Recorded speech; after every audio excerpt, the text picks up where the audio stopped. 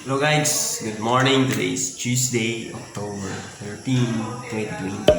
Walang tanang man pasa sa report which kagabi isang din nabuntag na ako 5 a.m. na ito na receive na basahan. Walang man pasa na ito kung mag-itis sa division ng Bukidnon in which ipasahin ko daw sa region office. So now, for proceed for this day, supposedly kanina mo take a video preliminaries mo open sa classroom, and then today busy kayo grade 9 and grade 10 for releasing of modules.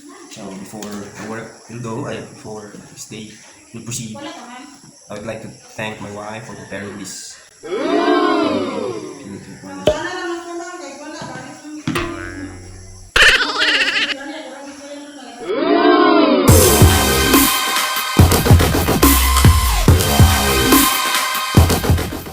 Po, manataog pa nga pamahaw, and then take a moment. So now, before we proceed for this, so let's have first your current grading system. Magkwanta dito sa mismo sa memo, mag-i-release natin. So ito po yung ating DepEd order number 31 series of 2020. Interim guidelines for assessment and grading in light of the basic education learning continuity plan. So as you can read with that, so it was released in October 2, 2020. Okay, to undersecretaries, assistant, as you can read there. So in its commitment to ensure teaching and learning continuity while looking after the health, safety, and well-being of its learners, teachers, and personnel, the Department of Education issued this DepEd Order Number 12/2020 titled Adoption of the Basic Education Learning Continuity Plan for School Year 2021 in light of the COVID-19 pandemic. To supplement the said DO, the DepEd issues the interim policy guidelines for assessment and grading in light of the Basic Education Learning Continuity Plan. So we have this enclosure here to provide guidance on assessment of student learning and the grading scheme to be adopted this school. As DepEd pursues learning continuity, it is imperative for schools to take stock of assessment and grading practices that will most meaningfully support learner development and respond to varied contexts at this time. Okay, the policy is grounded on the following principles. We have 5 principles here. Assessment should be holistic and authentic in capturing the attainment of the most essential learning competencies. Assessment is integral for understanding student learning and development. A variety of assessment strategies is necessary for formative assessment, taking priority to inform teaching and promote growth and mastery. Assessment and feedback should be a shared responsibility among teachers, learners, and their families. And assessments and grading should have a positive impact on learning. So this policy shall be implemented in all public elementary and secondary schools nationwide for school year 2020-2021. While DO number 8 series 2015 titled Policy Guidelines and Classroom Assessment for the K-12 Basic Education Program is still in effect, provisions inconsistent with these new guidelines are suspended for this school year. Okay, so sa private schools we have there, okay, napod tayo mga classroom assessment resource book enclosure number 2, and then you can also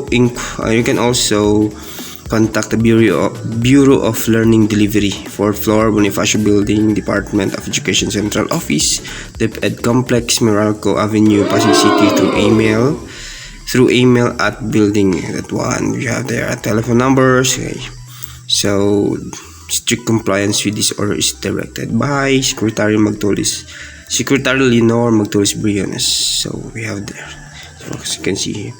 So let's go to enclosure number 1. So this enclosure number 1, there's a lot of reading there. You can read the rationale.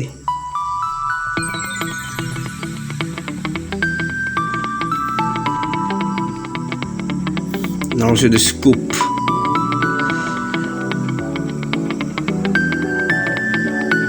Definition of terms. There we have classroom assessment, formative assessment, summative assessments.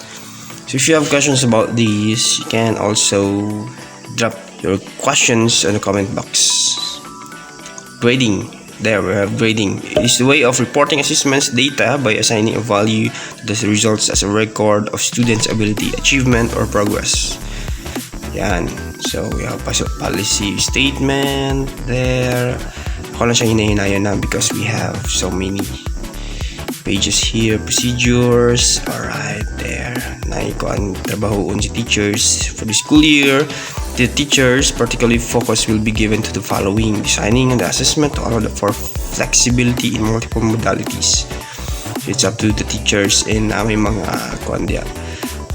mga pagabatan sa teachers, communicating to the learners and parents or guardians the design and the standards for grading assessment. So I'm making this video for you parents, guardians, and for you learners. Setting up mechanism to monitor and record progress remotely. So giving timely, constructive and relevant feedback. Well, I'm asking that too, your feedbacks para sa ato ang modules and grading systems. Facilitating recommendation for learners who need further guidance. Well, dapat ginambatan sa teachers. Now, learners, here we are. Learners are expected to be proactive in updating their teacher of their situation, progress, and challenges encountered. So that's why natin yung mga social medias that we can use for communication. Pwede upon text, call, pwede na. Non-mandatory self-monitoring tool may be accomplished independently or with assistance of the parent or guardian. If necessary, it is not required to accomplish the self-monitoring tool, but its usage is highly recommended to keep track of the learner's academic progress. So that's why we teachers are keeping in touch with you. Parents and guardians so included. DepEd aims to develop independent learners who can study and work on the assessment on their own. However, in this school year's implementation of distance learning modalities, parents and guardians will play a crucial role in guiding their children in adapting to the changes of distance learning processes. Thus, only when necessary, parents or guardians are requested to assist in the assessment process by 1. Communicating with the teacher to give updates to their child's situation, progress, and challenges encountered.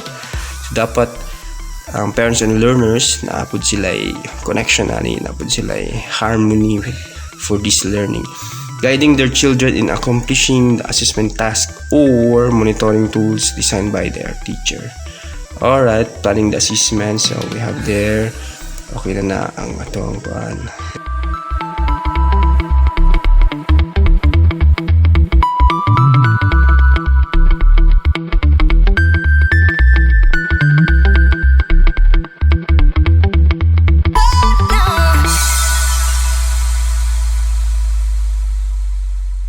Alright, here we are.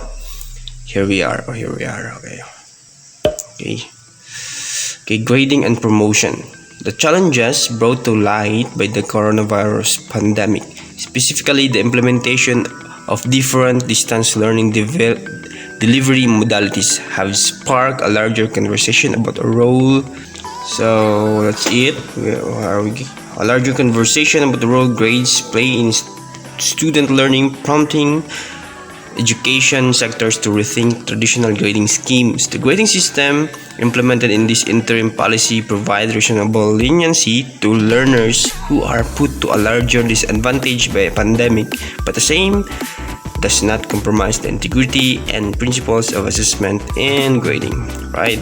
Written works and performance tasks shall be administered to assess the content and performance standards that describe the knowledge, abilities, and skills that learners are expected to demonstrate.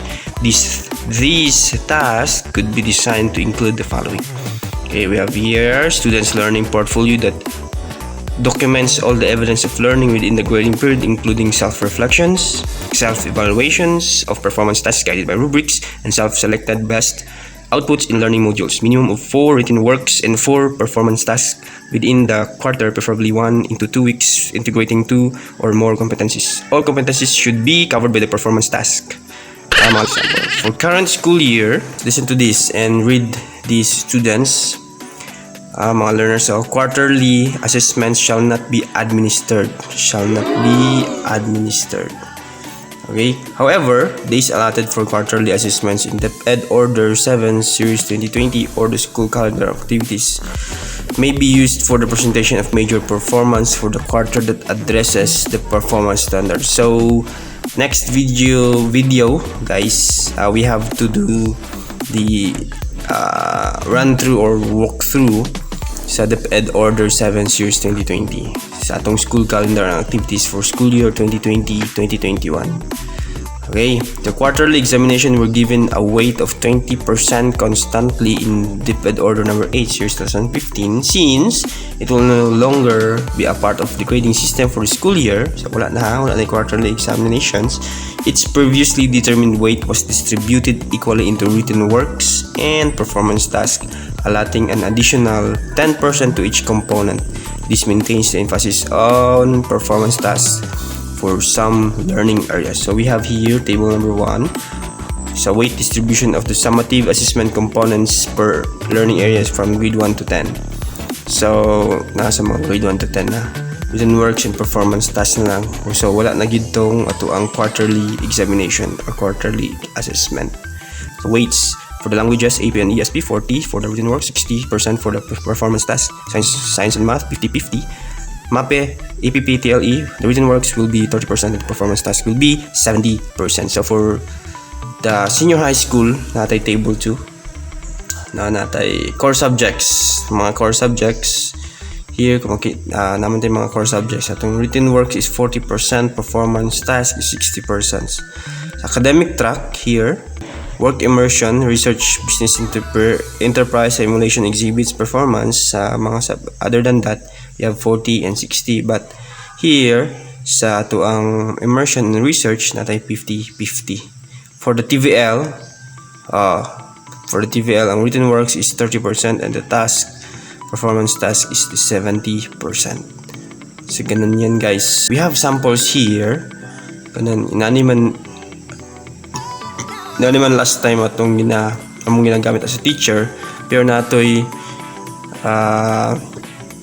kabahing quarterly exam or quarterly assessment, pero karon duha na lang quality, duha na lang written works na lang at saka performance task.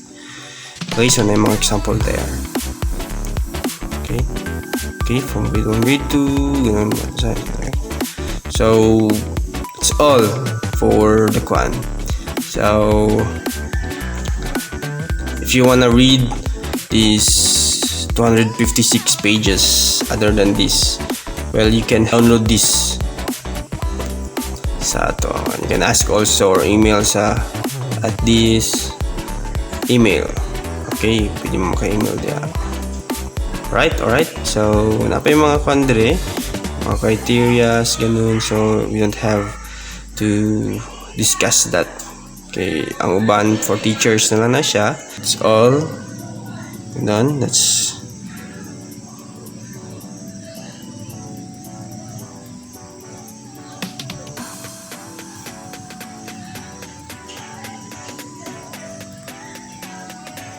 okay, so ganun yan, guys.